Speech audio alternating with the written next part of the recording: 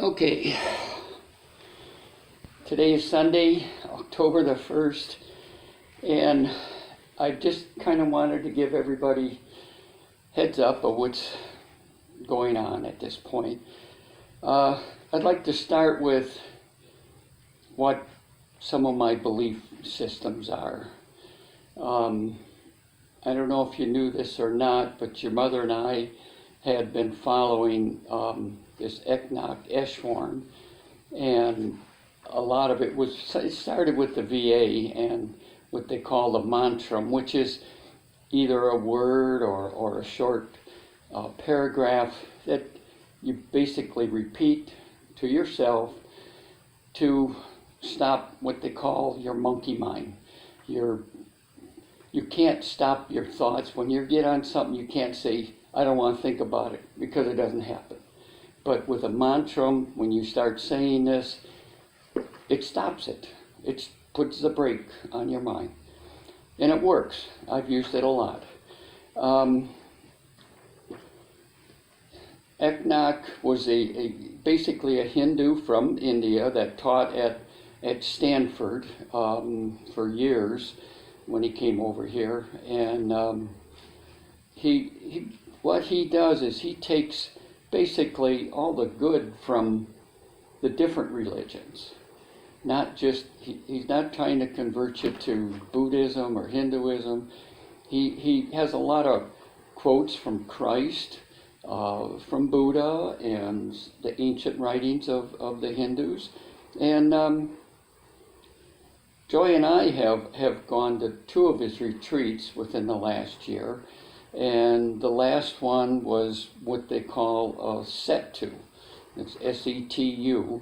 And that means a bridge from this life to whatever's next. And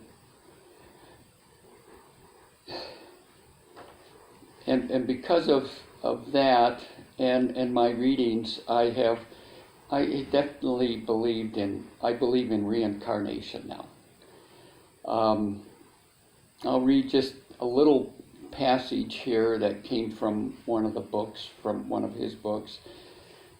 It says, death can no longer hold any terror for us. We know without a doubt that we are immortal, immutable self, that we were never born and can never die. And I would like to read just one other passage. This is from the Gita, which is like the Bible for the Hindus. It was written like 2,000-3,000 years before Christ. Okay. Know that the self, the ground of existence, can never be destroyed or diminished. For the changeless cannot be changed. Bodies die, but not the self that dwells within.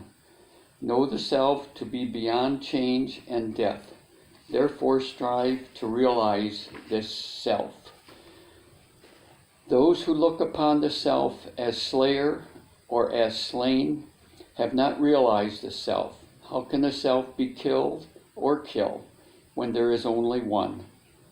Never was the self born, never shall it cease, without beginning or end, free from birth, free from death, and free from time. How can the self die when the body dies?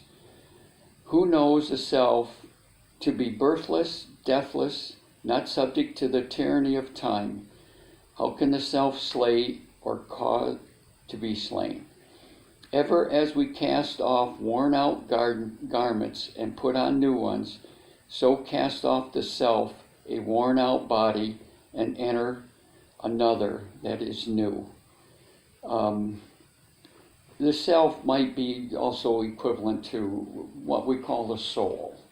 It's that something that we can't understand, but okay, that's basically my belief system. Now, I'd like to go on, which I really call this for, is talk over some of my health issues. I went to the oncologist this last Thursday. Len was with me and Joy, and at that time I kind of rejected any radical chemo and also the radiation that would be 5 days a week for 5 weeks and the complications from that. So that was where I basically stood, and Dr. Wong says, based on that, I probably have like a 2-month time frame. Quite honestly, I think it would be a little less just because of, as you can see, the way this is growing and continues to grow. A new development that even Lynn doesn't know about is Dr. Wong's, I can't remember her name, the assistant, but anyways, in conjunction with Dr. Wong, she called me Friday afternoon and said that they have talked to the radiologist and they can do a 2-week radiation, and I think I'm okay with that. So I think I'm going to do that. I start not the radiation, but I start the process this coming Tuesday. I would say it probably will take maybe a 2-week process before I really get into the radiation because of what they have to do. So I am going to do that. But one thing too is no matter what, what's going to happen is it's going to keep swelling. It's going to cause me to have more trouble breathing and swallowing. And Dr. Wong basically said, how she actually put it, but it's a terrible way to die. It's not a good way to go out. And because of that, I am not only looking into, but I have contacted a physician that's in Del Mar that does this kind of, he will prescribe me the drugs in a regular program ahead of time. And so I am going to start this right to die and probably will get the medication, and I may or may not use it, but I want it there as an option if I get to the point where I don't want to suffer, and I don't want other people to see me suffer either. This doctor, it's Bob Uslanger. I think he refers to himself as Dr. Bob. I'll give you the website because his website is pretty informative on different things. He does more than just right to die, but he's what would you call that, Joy? Just well, he has a private practice that specializes in end of life. That's all. Yeah, end of life, and not just with the right to die option. He also asked me if I would be willing to, HBO wants to run a special on this end-of-life sequence, and he wanted to know if I would be a participant, and I think I will. I don't mind telling other people about this, and especially the way I'm going about this. As time approaches, I will give everybody a chance to say goodbye. I think I'm going to have only Joy with me when I actually take the medication. Joy has worked with hospice so much and done this. And also because it may have to be a quick decision. Because if I start having trouble swallowing, I can't wait, because that is going to be the method, is I have to be able to swallow. So I hope that's all right with everybody. And just like with your mother, I'm going to make arrangements ahead of time with the Neptune Society, our friends up the hill here.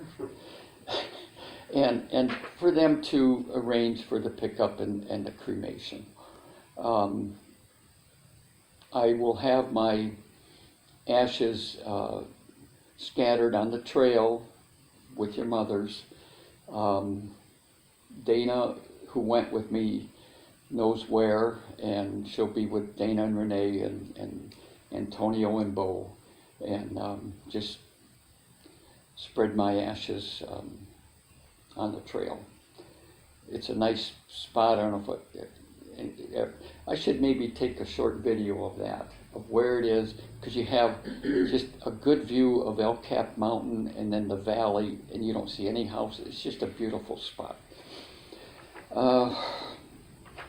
There's other, I will go over just a little bit of my finances, which is not, I'm not rich. You guys aren't going to get a whole lot. But you'll be getting more than I got, or more than Joy got also. My will is basically simple. Lynn will be the executor, and because the house is under a